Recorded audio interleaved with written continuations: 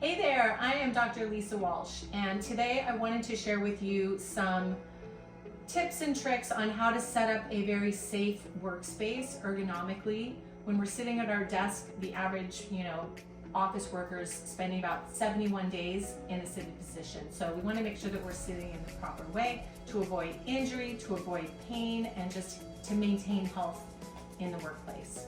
Okay, so first thing I want to do is take a quick assessment of your workspace. We're going to start with monitor position. One thing to consider about your monitor is you want it to be slightly lower than eye level. So here's my monitor.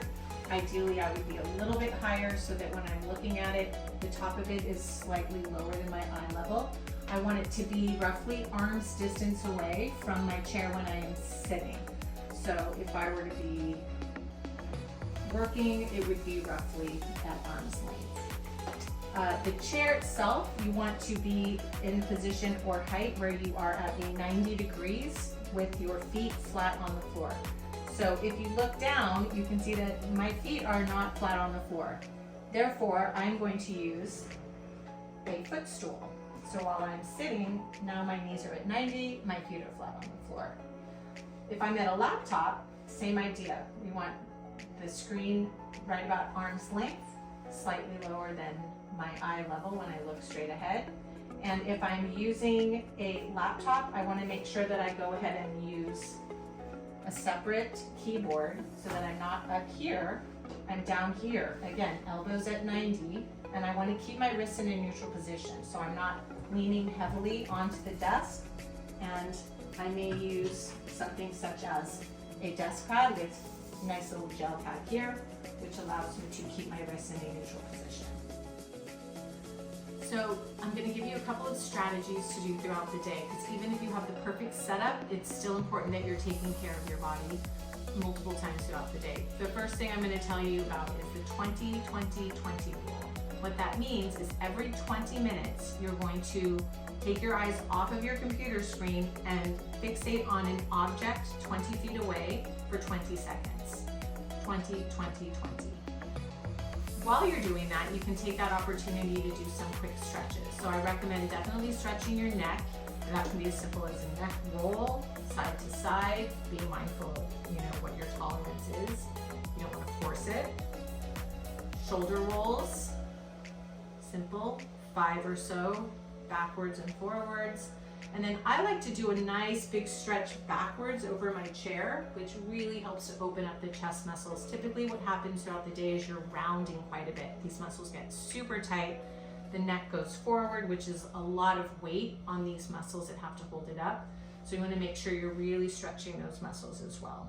So I usually go kind of at an angle, giving a little bit of downward pressure with my hand, really getting into that trap in the back. So those are the 3 stretches I recommend, as well as the 20-20-20 rule.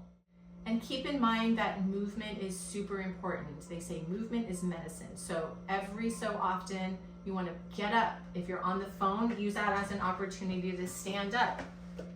Do your little phone call while you're moving around. You can rock in place, get that blood flow.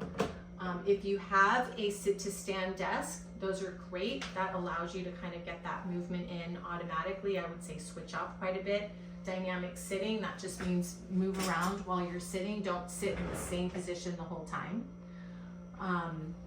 And then do those little micro stretches throughout the day. So if you're walking to get water, you can stop in the doorway and stretch out your pectoralis muscle. Anything you can do to get those micro stretches. Another one is the wrists, right? The wrists are working hard while you're typing at your computer all day.